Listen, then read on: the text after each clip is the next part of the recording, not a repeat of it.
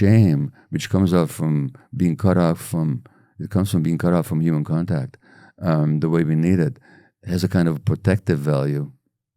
Really? Because it makes us at least think that there's something we can do. It almost, it gives us hope in a weird way. It gives us hope in a weird way, yeah. Wow. But but here's the thing.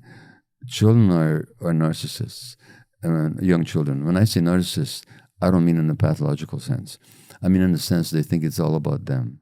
Right, and they don't have any other choice. They're all they know. That's all they know. So if the parents are happy and connected and there's a atmosphere of loving acceptance and so on, then the child thinks, hey, I must be pretty good. I must be okay. Everything's good. Yeah. I'm okay. Yeah, but if the parents are stressed, depressed, traumatized, racially challenged, economically challenged, or such terrible things as the children in Gaza are experiencing right now with the daily bombings and all this kind of stuff,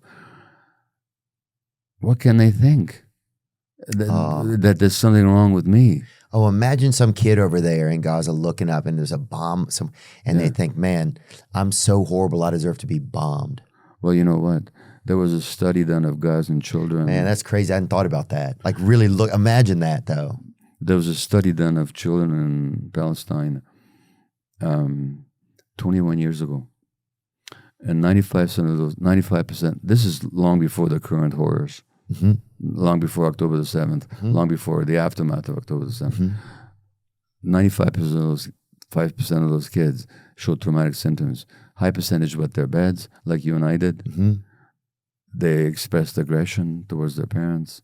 They had panic attacks, anxiety, fears. Can you imagine what's going to happen to that generation? Years from now? Years from now. I mean, it just breaks my heart every day when I think about it. And for any kids I know a lot of my fellow Jews don't agree with me, but as a Jewish person, I'm not the only one who feels that way. It especially breaks my heart. Yeah. You know? Well, when you put it in that sense, that imagine a kid like, because what are they going to think? They don't know. They just think, man, something's so wrong with me. I deserve to be killed. Yeah. Or something. I don't know. Yeah. It depends if the adults are able to hold them and keep them feeling loved. But 19,000 kids have been orphaned. And when I say orphaned, I don't mean just that their parents have died. Their extended families have been wiped out. Yeah. What's going to be the future of those kids? And anyway, it's just a terrible. No, it's heartbreaking. I mean, it feels like a genocide is going on over there, and you don't know what to do. It's like, I mean, you can pray, you can speak up about it, and I know that there's like a more political aspects of it. And we've had different people come on to talk about Israel and Palestine on here, and it was very knowledgeable for a lot of our listeners because you hear about it a lot, but you don't know the history and everything. But I've been there. I went there 2.5 years ago to work with Palestinian women tortured in Israeli jails. Wow. And they had post-traumatic stress disorder. I've seen it with my own eyes. And who's the Black American writer, Ta-Nehisi Coates? Ta-Nehisi Coates? Yeah. He just written a new book.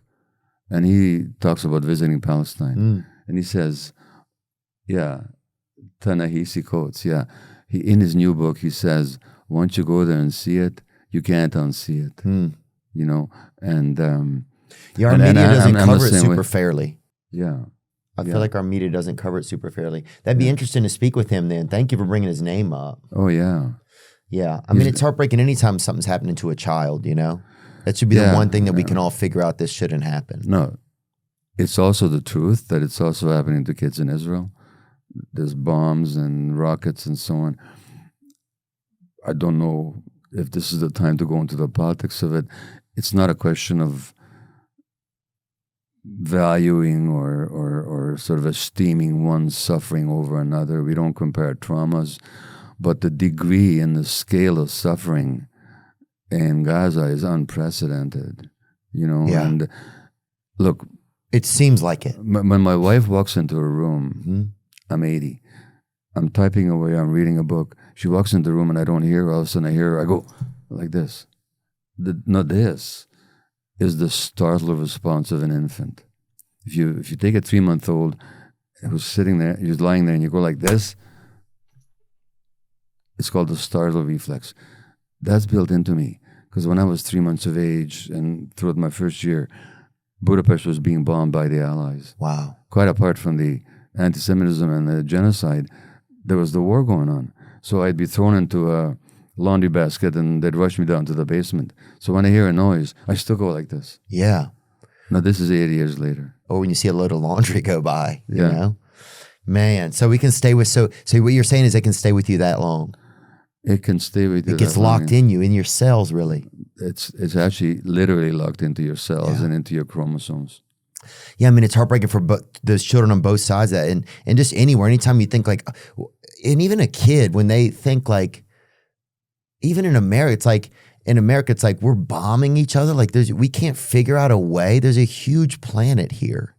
We can't figure out, how can we not figure out a way that we can live? All God is asking us to do is be alive and do it without war. It seems unreal that we can't figure that out, man. Well, Unreal. The great spiritual teachers have been addressing that insanity for thousands of years, you know.